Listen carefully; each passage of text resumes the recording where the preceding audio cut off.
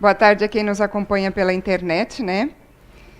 Então, mais um encontro aqui na CEIU, para a gente pensar, refletir um pouco, aprendermos juntos mais um pouquinho, né? Nessa nossa caminhada terrena. Retribuir o mal com o bem. É uma tarefa fácil? Ou é uma tarefa difícil? Na mente de vocês, cada um deve ter dado uma resposta para si mesmo já, né?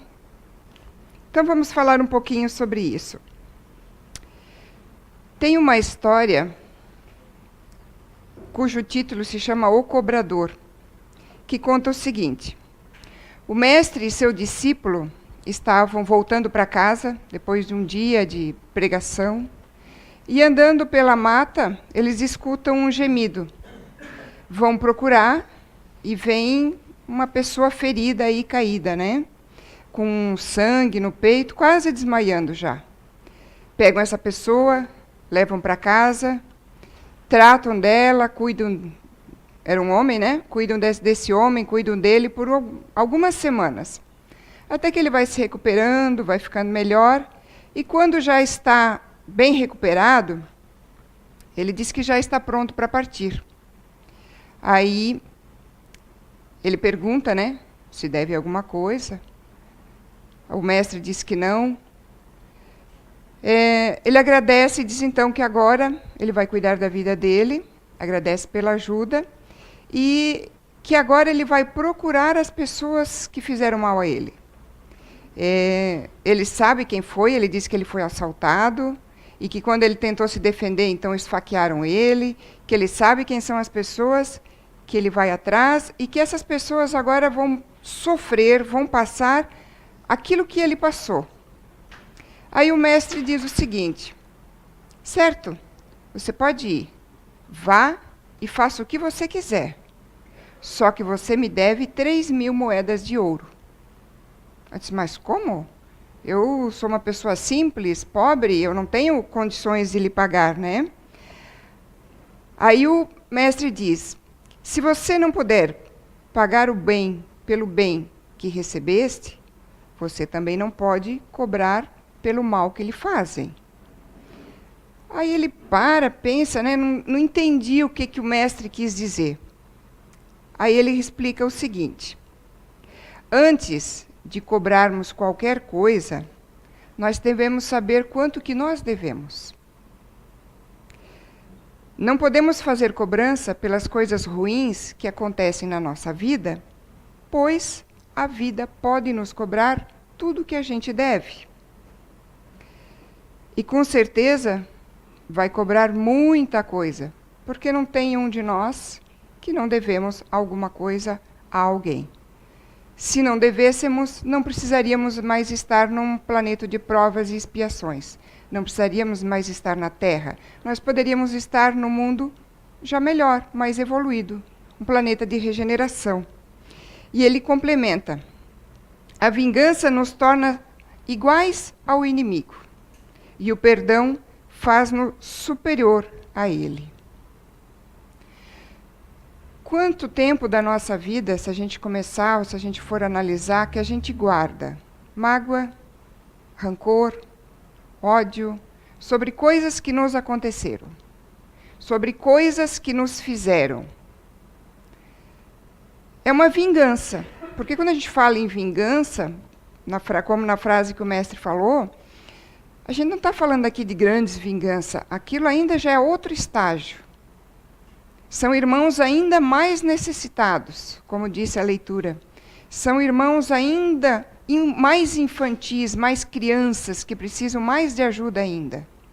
Mas vamos falar de nós que já temos um certo nível de conhecimento. A gente já lê, a gente vem ouvir palestras, a gente estuda a doutrina, a gente tem mais conhecimento já. Vamos colocar mais ou menos em prática, depende de cada um de nós. Vamos falar daquela vingança que não chega a gente agir. Nos mataram, a gente vai matar alguém. Puxaram o nosso tapete, a gente perdeu o emprego, a gente vai lá e puxa o tapete de outro. Não.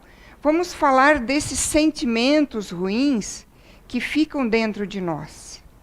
sentimentos que não nos deixam viver uma vida plena, viver uma vida feliz, que é a raiva, ódio, rancor. Tem uma frase no quadro de Buda que diz que jamais em todo mundo o ódio acabou com ódio. O que acaba com o ódio vai ser o amor. E Buda diz também, guardar raiva é como segurar um carvão em brasa nas mãos, pronto para atirar em alguém. Quem se queima? Somos nós. Então, guardar mágoa, guardar raiva e rancor é ficar com esse carvão em brasa segurando ele. Um dia vai acontecer alguma coisa com aquela pessoa. Um dia ela vai pagar. Um dia vai cair o tapete dela também. Vai cair a casa dela também. A gente aprende aqui a lei de causa e efeito. Não, o que se faz é o que se paga. Então, se ela me fez, ela também tem que pagar. Mas a gente não deixa a vida tomar conta dela. A gente é que quer tomar conta da vida daquela pessoa, porque ela tem que pagar o que ela fez para mim.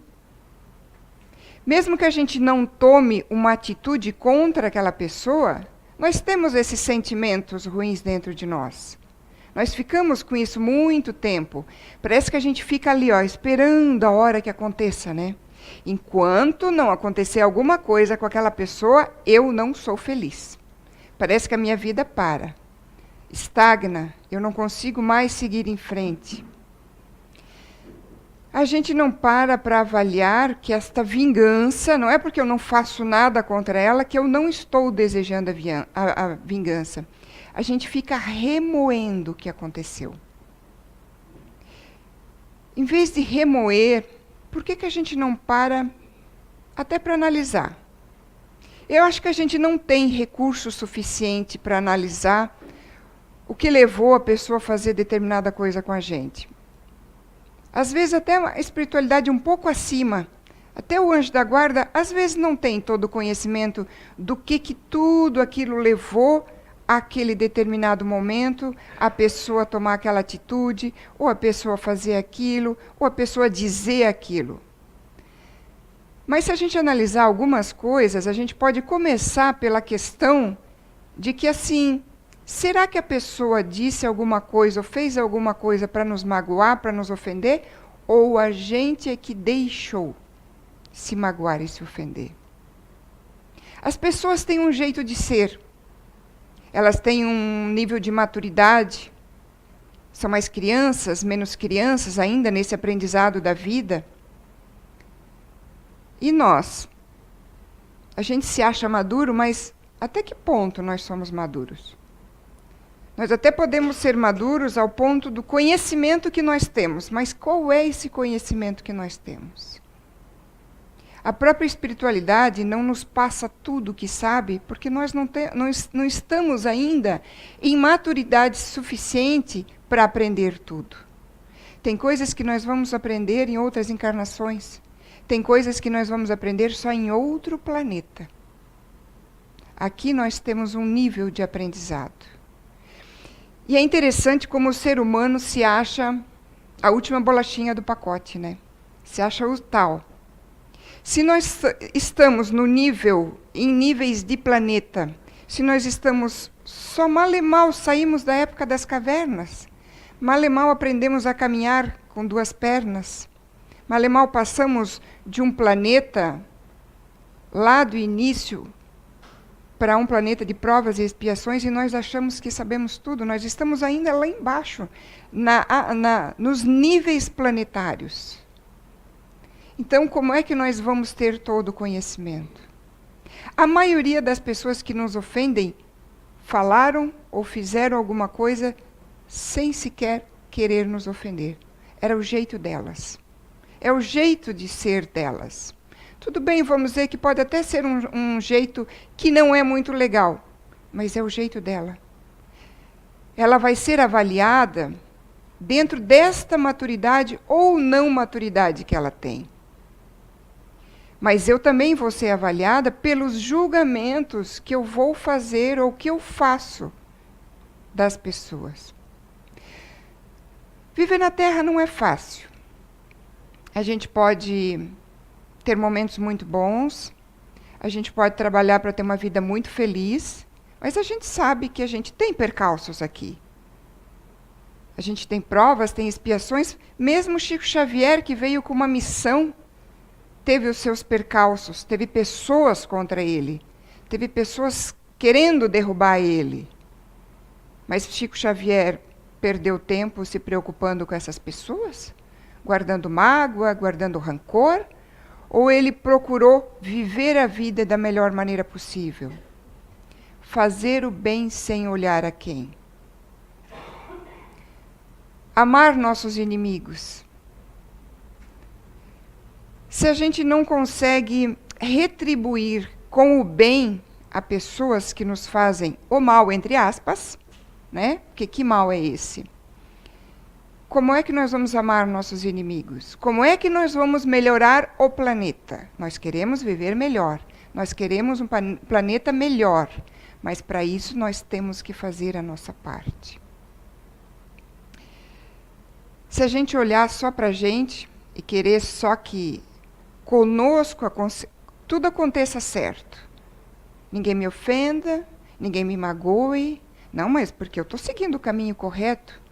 É mais ou menos assim. Eu moro numa casa com várias pessoas e eu tenho o meu quarto. Começou uma enchente. Ou estourou um cano na casa, começou a entrar água, ou cair água do cano. Aí primeiro inundou a cozinha, depois o banheiro, depois a sala, depois outro quarto, mas o meu não entrou água. Ótimo, então eu não me incomodo com nada. Eu vivo a minha vida.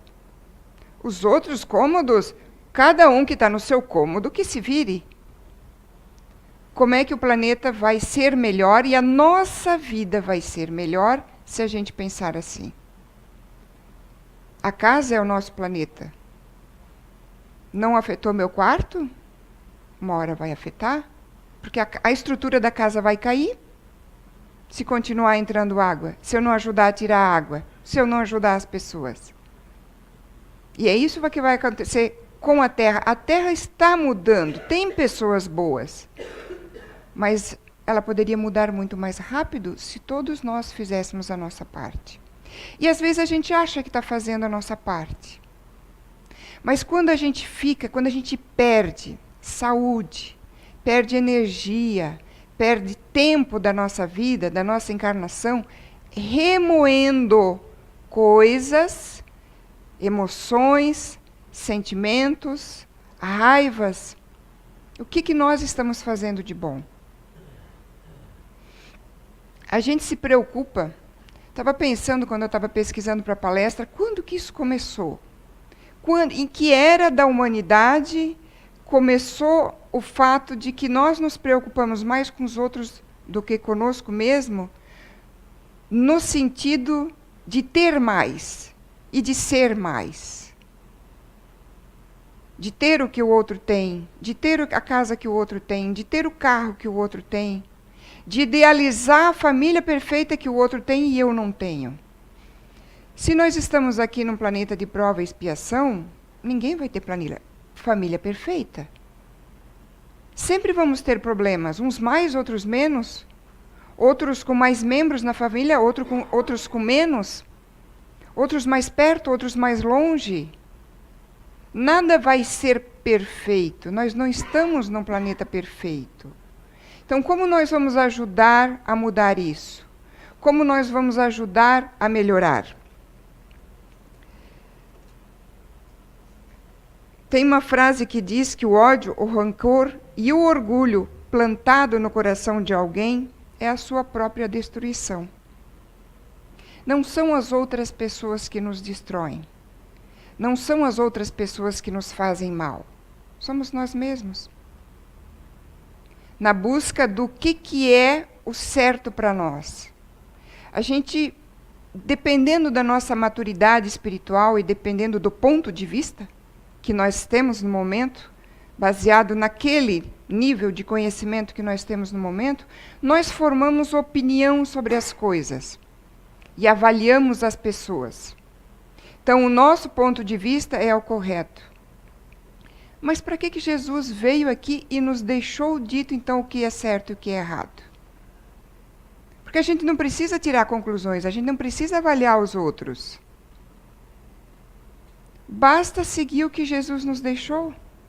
Basta seguir, amar aos outros, não fazer mal aos outros, colocar-se no lugar das pessoas e ver se você gostaria que falassem com você desse jeito, gostariam que lhe dissessem as coisas daquela maneira, que se portassem daquela maneira.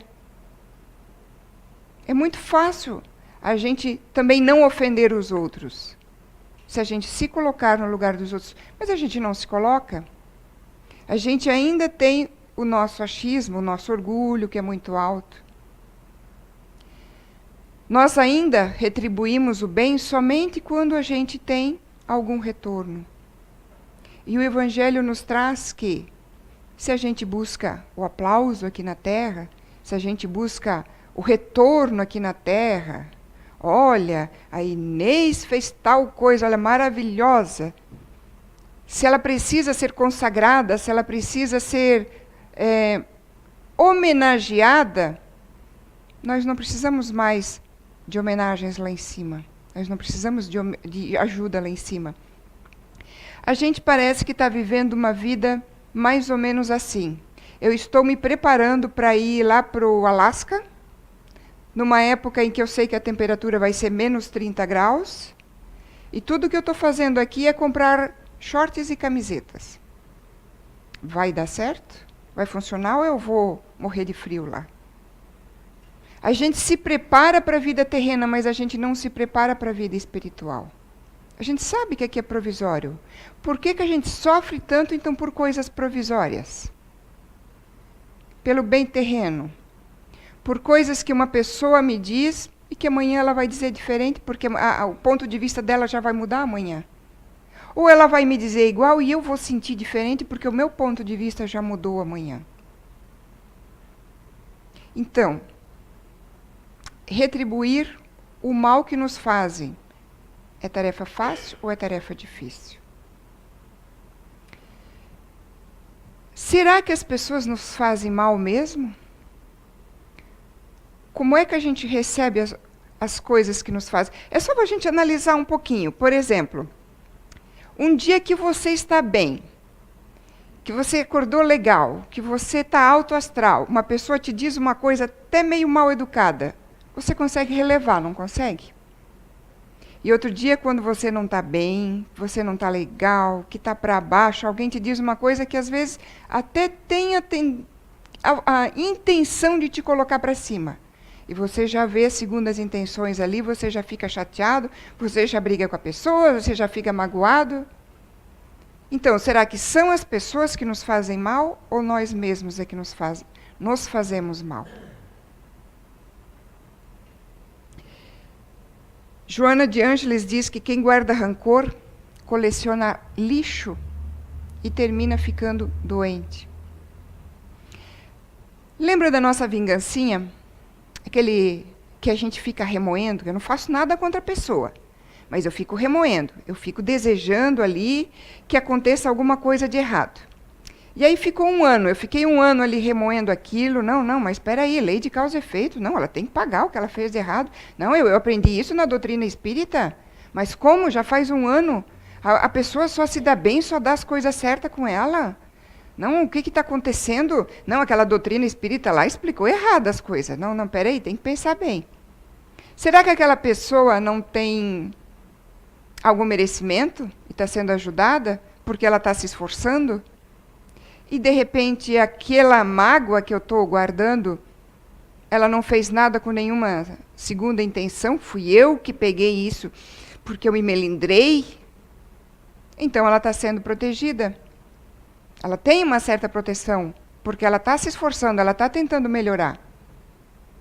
Ou será que, às vezes, faz um ano aí que não acontece nada com a pessoa, nada de ruim, e eu aqui, né? Eu estou vivendo a minha vida, mas eu estou de olho. Não, ela me fez mal, eu estou esperando. A hora dela vai chegar. Será que quem não tem pelo menos um tantinho aí de merecimento, de pontinhos, não sou eu mesmo? E a espiritualidade está ali, ó, o anjinho da guarda está ali. Pelo amor de Deus, sai desse pensamento. Olha, teus pontinhos estão acabando, a gente está te protegendo. Porque se acontecer alguma coisa errada com ela, depois ainda tu que vai sofrer. Será que não somos nós que estamos gastando os nossos últimos pontinhos ali, nosso último merecimento, aquela nossa energia, com aquela pessoa que está vivendo a vida dela e nem lembra mais que falou com a gente, o que falou, como falou, o que já melhorou nesse 1 ano, já subiu ali mais alguns degraus, e eu fiquei ali, e eu fiquei ali. Fiquei ali estagnada. Fiquei ali esperando.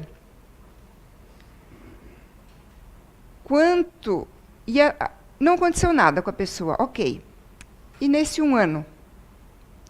Como que nós estamos depois desse 1 ano? Remoendo aquela espera que a pessoa pague por aquilo que ela me fez. E às vezes ela não fez nada. Quanta energia eu gastei nesse 1 ano? Quanta coisa ruim pode ter acontecido comigo nesse 1 ano? Não, mas de repente não aconteceu coisa ruim. Mas quanta coisa boa eu deixei de passar. Eu deixei passar porque o meu foco estava lá naquelas coisas, naquela pessoa, ou em algumas pessoas que me fizeram alguma coisa no passado. Umas até podem ter feito. E daí? Não somos nós mais as vítimas. A partir desse ponto, nós somos os algozes.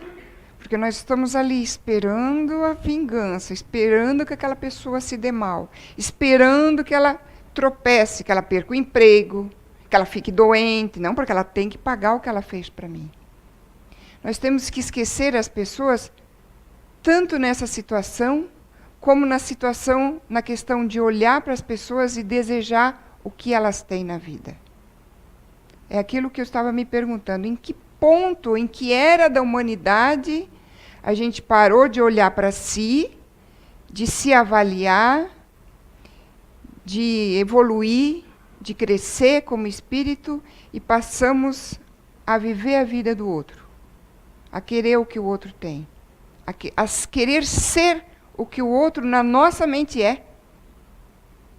Porque todos têm problemas. Ninguém vai ter uma vida perfeita aqui. Existe uma outra historinha que conta o seguinte. Vamos chamar o menino de Orlando. Orlando era um menino, novinho, 9, 10 anos de idade, que indo para a escola encontrou 3 rapazes. O líder da turminha ali se chamava Pedro. E aí o coração dele já começou a bater mais forte, porque toda vez que ele encontrava os 3, ele sofria alguma coisa. Hoje em dia se chama bullying, né? Ou eles puxavam a mochila dele, ou eles derrubavam ele, ou eles davam uns tapas, roubavam o lanche dele. Orlando nunca reclamava, nunca revidava. Na sala de aula eles derrubavam todo o material, a professora perguntava, que barulho é esse? O que aconteceu?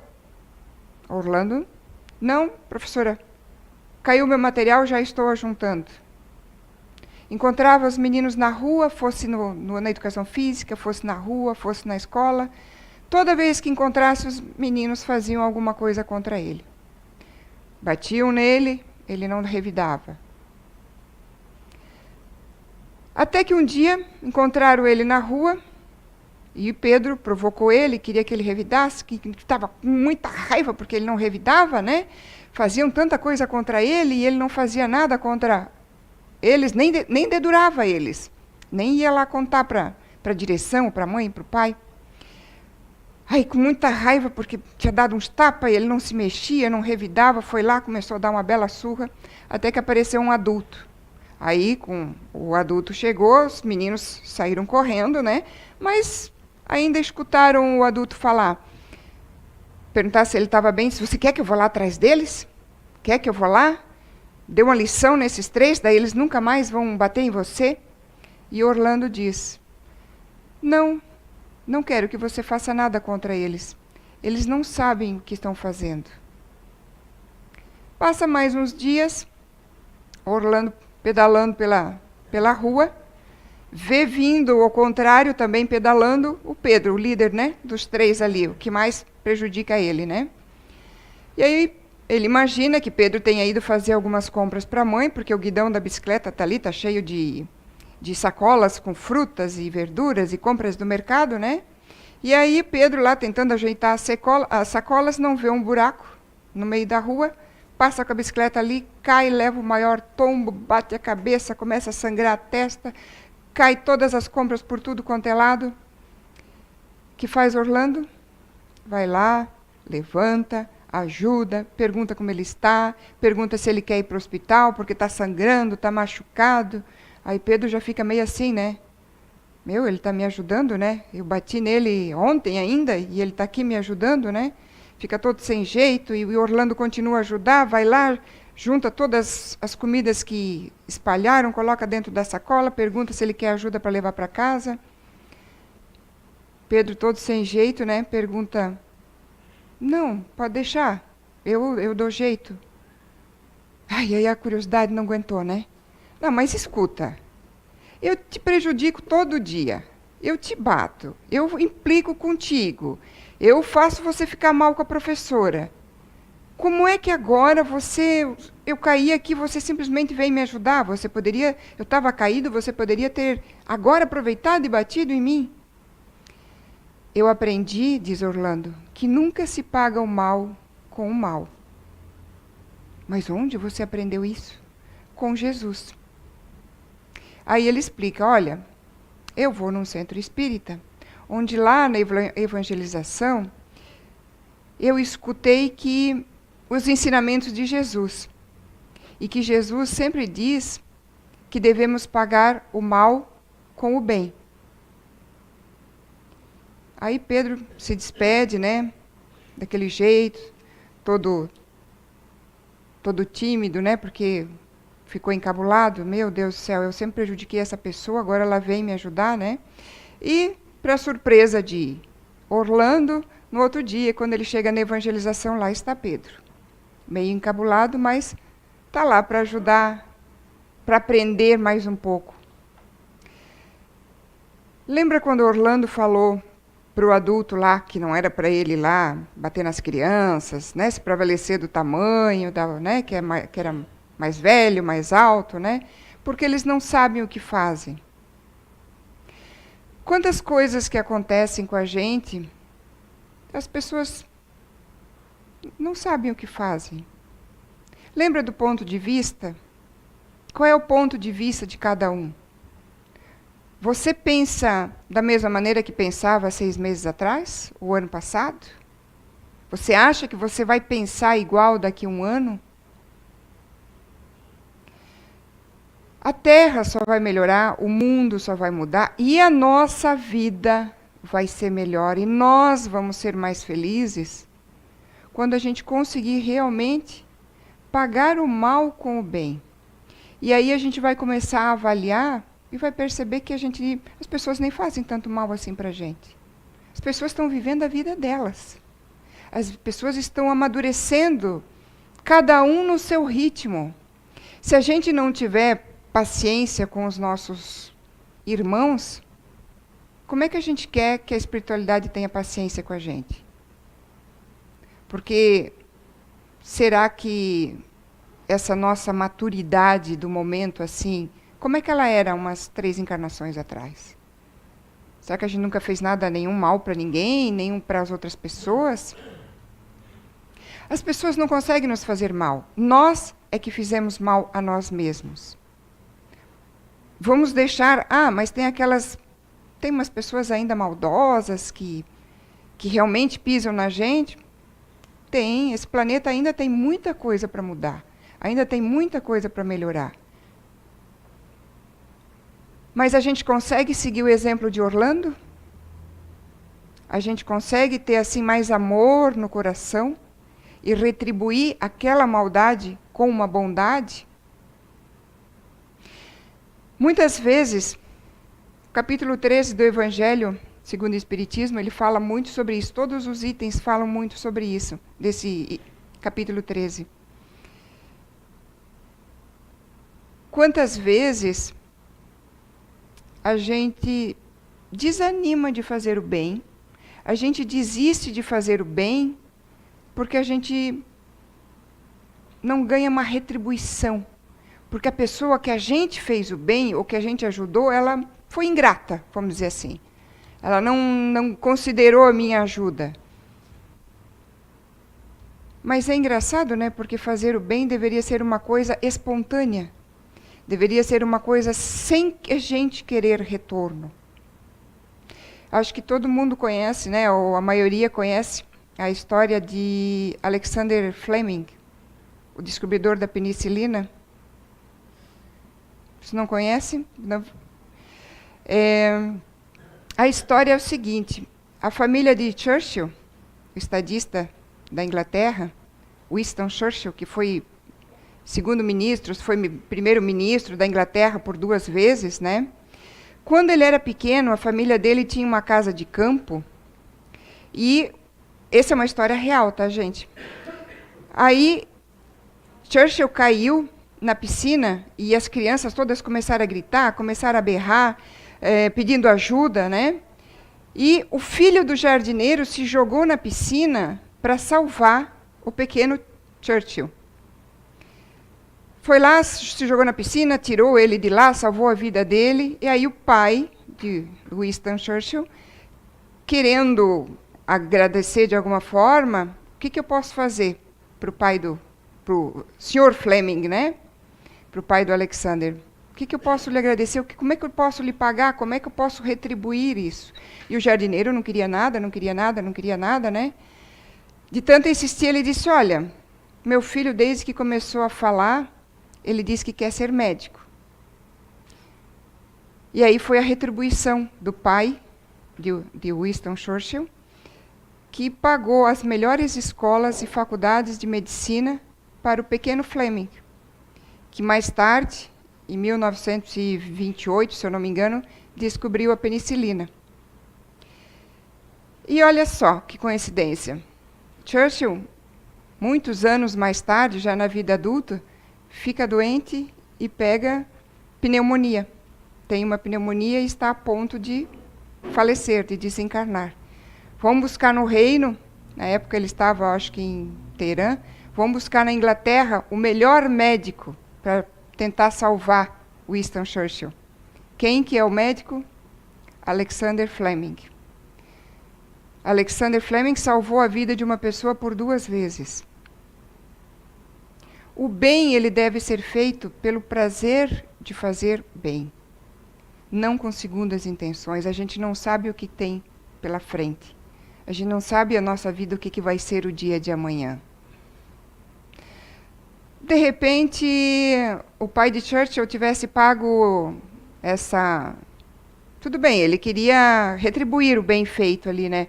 Mas vai que ele tivesse dado ali uma casa em agradecimento. Era bem mais barato do que pagar os estudos de uma pessoa, né? A vida é toda, né? Ou dar um dinheiro ali, para eles melhorarem de vida ali. Não, eu não quero nada. O único sonho do meu filho, eu não quero nada para mim, mas meu filho, o único sonho era fazer uma faculdade de medicina. E foi essa bondade que salvou a vida do seu filho de novo, do Churchill, mais uma vez lá no futuro. Claro que ninguém sabia que isso ia acontecer. A gente não sabe o que vai acontecer no dia de amanhã. Por isso, tudo que nós fizermos, a gente faz primeiramente para a gente. A primeira história, a pessoa queria vingança. A segunda história do menino Orlando, ele perdoava. A gente acha que quando a gente está perdoando uma pessoa, então ok, Kátia, então a gente não deve guardar mágoa, guardar rancor, porque isso são lixos que vão acabar com a minha saúde física e espiritual. Física por quê? Porque 1 ano depois, remoendo aquilo, eu posso contrair uma doença? Eu posso estar debilitada? Ok. Mas como é que eu vou perdoar se fulano fez uma coisa muito séria mesmo, muito grave? Né? Não vamos falar de coisas menores aqui, de a pessoa ter me dito uma coisa que me ofendeu, ou até ter sido a causa que eu perdi o emprego. Então, vamos falar uma coisa bem séria. Ah, teve até um assassinato ali. né? Como é que eu vou perdoar determinada pessoa? Se ela matou um irmão meu, por exemplo. A gente tem que entender que o perdão, ele é pra gente. A outra pessoa, ela vai ter o resgate dela. De que maneira vai ser? Não precisa ser ela, vai ser morta também para resgatar. Há diversas maneiras de resgatar tudo que a gente faz. Mas quando eu perdoo alguém, eu estou beneficiando a mim mesmo. Porque eu jogo aquela mágoa fora. Eu jogo aquele rancor fora. Eu paro de remoer coisas negativas. Você não está fazendo um favor para outra pessoa perdoando ela. Mas você está fazendo um favor a você mesmo. A partir daí você tem mais saúde. A partir daí você pode ser mais feliz. A partir daí você pode viver melhor. Então, pagar o mal que nos faz com o bem vai fazer bem para nós. Nós não temos que pensar como é que vai ficar o outro, como é que o outro vai resgatar, como é que o outro vai resolver. Quando acontece uma situação grave, como esse exemplo que eu dei aqui, uma pessoa matou a outra pessoa, né? Qual é o nosso primeiro sentimento? Coitado de quem morreu. Raiva de quem matou. Nosso primeiro sentimento tem que ser de pena para aquela pessoa que matou. Ele é digno de piedade, ele é digno de oração. Porque ele vai ter um longo resgate pela frente. Quem desencarnou, eu não sei se devia, se não devia, se era para ser de outro modo, se não era. Mas essa pessoa, a menos que se revolte, lógico, ela vai receber a ajuda dela lá em cima. O outro tem tanto para resgatar. Mas quem é que sente pena do algoz? Chico, Divaldo, são pessoas que em todos os exemplos de vida que deixaram para nós, se vocês seguirem o que eles falam, se vocês escutarem, se vocês forem ver palestras, se vocês forem ver ensinamentos que eles deixaram, vocês vão ver que eles sempre oraram pelos inimigos. Sempre fizeram oração por aqueles que fizeram mal, mais ainda do que aqueles que já estão fazendo bem. Quem já está fazendo bem já está amparado. Já está seguindo um caminho mais correto, já vai errar menos. Então nós temos que saber o que nós queremos para nós, o que nós queremos para a nossa vida. O mal vai fazer mal para nós mesmos. O perdão vai fazer bem para nós mesmos. Tem uma frase de Divaldo que diz que nós semeamos o tempo todo. Mesmo que a gente ache que não esteja semeando, a gente está sempre semeando. Quem semeia flores vai colher beleza, vai colher perfume, vai colher coisas boas. Quem semeia espinhos vai se machucar com esses mesmos espinhos. O problema nosso é que a gente está semeando muitas vezes espinhos e se engana achando que está semeando flores. Se cada um analisar a sua vida, viver dentro dos conformes mesmo, como Orlando, uma criança pequena que segue os ensinamentos de Jesus. Se a gente se analisar todo dia, tentar botar um pouquinho em prática aqueles ensinamentos, a gente não precisa de outros ensinamentos. A gente não precisa de coisa nova, a gente não precisa de notícia nova. A gente vai em busca sempre de saber mais, de conhecer mais, mas a gente não aplica aquilo que a gente já sabe há tanto tempo. Vamos aplicar os conhecimentos que a gente já tem e nós já vamos ser mais felizes. Nós já vamos fazer o bem, sem olhar a quem, sem esperar resultado, sem esperar agradecimento. E a gente vai começar a ver que não tem tanto mal assim. Que as pessoas não querem tanto mal assim a gente, não fazem tanto mal assim para nós. Esse mal é a gente que deixa entrar porque eu não estou bem. Porque às vezes me fazer de vítima é bom. Eu não preciso tomar decisões na vida. Eu não preciso resolver as coisas. Mas o fato de não tomar decisão já é uma decisão que você está tomando. Como diz Divaldo, nós nunca deixamos de semear. Basta saber o que nós queremos semear de verdade e não se enganar mais. Quando a gente semear espinhos, olhar para aqueles espinhos e começar a podar eles, para que eles não cresçam mais, para que a gente não se machuque mais com eles. E não coloque a culpa nos outros, porque quem semeou fomos nós. Ele diz que ninguém vive sem semear, seja o bem ou seja o mal. Felizes são aqueles que por onde passam deixam sementes de amor, de bondade e de afeto. E essa é a nossa proposta. Vamos semear mais amor, vamos semear mais bondade, vamos semear mais afeto. Não vamos nos preocupar com o que nos disseram ou deixaram de dizer, porque falaram numa voz mais alta, porque falaram numa voz mais baixa, porque eu acho que me magoaram, porque isso, porque aquilo. Vamos olhar para nós e ver o que nós estamos semeando. Com certeza, a gente vai ter mais respostas. Lembra da pergunta? É uma tarefa fácil ou é uma tarefa difícil? Eu acho que a gente vai ter mais respostas. É uma tarefa fácil. Se a gente conseguir começar a semear mais bondade, mais amor, mais afeto. Se nós começarmos a nos preocupar mais conosco e menos com os outros. Essa é a nossa mensagem para hoje. Muito obrigada.